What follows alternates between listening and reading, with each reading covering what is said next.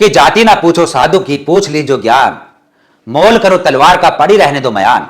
कबीर साहब ने यह सब ऐसे ही लोगों के लिए कहा कि जिनके अंदर ज्ञान नहीं होता, उनकी जाति पूछकर आप क्या करोगे, और जिनके अंदर ज्ञान होता है उनकी भी जाति पूछकर आप क्या करोगे। उसके ज्ञान से उसकी पहचान होती है, ना कि ऐसे कर्मकांड व आडंबरों से या उसकी जाति से। आपको बता दें कि अभी मुक्तेश्वर आनंद, जिसके ऊपर अभी हाल फिलहाल में हमने कुछ वीडियो बनाई थी, और जहां एक तरफ आजाद समाज पार्टी के संस्थापक व नगीना सांसद चंद्रशेखर आजाद ने एक बयान दिया और वह विवाद में आ गए। बयान यह था जो कि तार्किक था। किसी को पाप धोने हैं, किसी ने पाप किया वो चला जाए, कोई बताता है जो पाप करता है। आपने कोई पाप किया तो आप बता दो किसी को कि आपने पाप किए। निष्पाप है तो ऐसे निष्पापी व्यक्ति का तो बहुत आनंद, हम लोग तो दर्शन करना चाहेंगे। अनुरोध है रावण जी हम लोगों को दर्शन दें। यानी महाकुंभ के मेले में वह जाए जिन्होंने पाप किया है, और जिन्होंने पाप नहीं किया वह हमारे साथ आए और समाज की लड़ाई लड़े। कि हम तो संत शिरोमणि रविदास जी के वंशज है, कि मन चंगा कठौती में गंगा, कि जिन्होंने कहा कि मलमल धोए शरीर को, ना धोए मन का मैल, और नहाए गंगा गोमती, रहा बैल का बैल। संत कबीर साहब ने कहा हम तो उनके वंशज हैं, उनके अनुयायी हैं। लेकिन इस तरीके की जो बातें चल रही है देश के अंदर, जो खुद ही कहते हैं, जो धर्म के ठेकेदार बनते हैं, यानी हिंदू धर्म के अनुसार जो कहा जाता है कि गंगा में जाकर अपने पाप धो लो।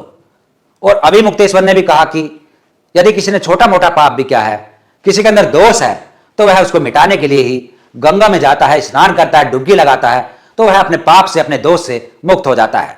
यानी अपनी चट अपनी पट, खुद ही कह रहे हैं कि वहां पाप धोने के लिए जाते हैं, और दूसरी तरफ चंद्रशेखर आजाद को टारगेट कर रहे हैं कि उन्होंने ऐसा क्यों कहा, और दूसरी तरफ यह भी कह रहे हैं कि चंद्रशेखर ने ठीक कहा। इसमें राजनीति क्या है? किसी के ऊपर भी कुछ भी आरोप लगा दोगे आप।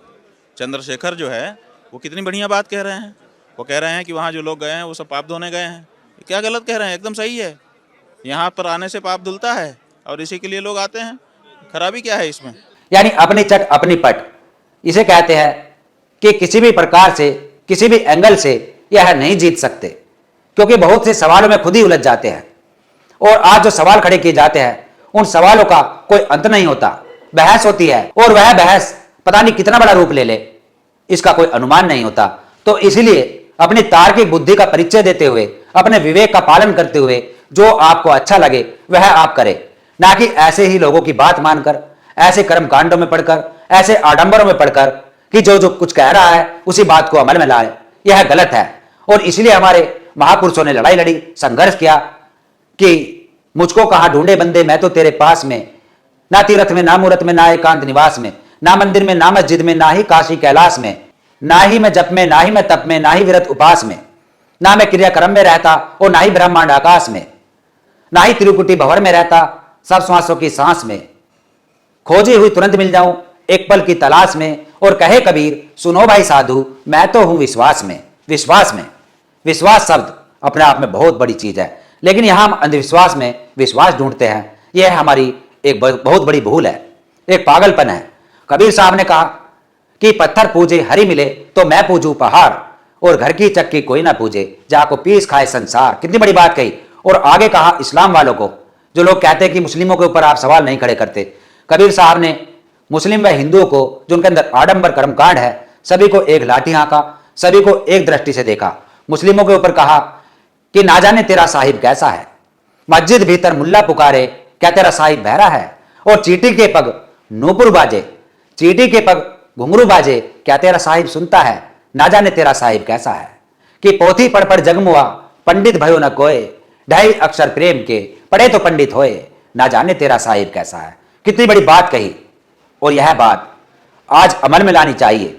समझना चाहिए कि ऐसे साधु जिनके अंदर कोई गुण नहीं है, और जिनको कहा संत शिरोमणि रविदास जी ने कि ब्राह्मण मत पूजे जो होवे गुणहीन, पूजे चरण चंडाल के जो होवे गुण प्रवीण। संत शिरोमणि रविदास जी ने ऐसे ही साधुओं के लिए, ऐसे ही ब्राह्मणों के लिए, यानी तथाकथित साधुओं के लिए, तथाकथित ब्राह्मणों के लिए इन शब्दों का, इन दोहों का प्रयोग किया कि मन ही पूजा, मन ही धूप, और मन ही सेव सहज सब रूप। कि हमारा मन ही है सब कुछ। यदि मन के अंदर पवित्रता है, मन हमारा साफ है, तो सब कुछ हमें यहीं बैठे बैठे मिल सकता है। यदि हमारा मन ही दूषित है तो हमें कुछ नहीं मिल सकता। कबीर साहब ने, संत शिरोमणि रविदास जी ने इन बातों से स्पष्ट किया कि हम ही सब कुछ है, हमारे अंदर ही सब कुछ है। एक संसार हमारे अंदर बसता है, हमारे व्यवहार में, हमारे आचरण में बसता है, और हम उसको इधर उधर ढूंढते हैं, भटकते हैं, और उसके बाद भी कहते हैं कि शांति नहीं मिलती, कि हम परेशान हैं। वह यही कारण है कि अपने अंदर नहीं हम खोजते। जो हमारे अंदर है, जो हमारे आचरण में होना चाहिए, हमारे व्यवहार में होना चाहिए, हमारी प्रेम, मैत्री व करुणा में होना चाहिए, हमारी वाणी में होना चाहिए, वह नहीं होता है। दोष देते हैं फिर हम अपने कर्म कांडों को, अपने जो हम करते हैं प्रतिक्रिया क्रिया उनको, कि उनकी वजह से हो रहा है, कि हमारी भक्ति ठीक प्रकार से सही से नहीं हो रही। इस तरीके के सवाल ढूंढते हैं। लेकिन कायदे में उनका यही अर्थ है कि अपने अंदर खोजो, अपने अंदर ढूंढो।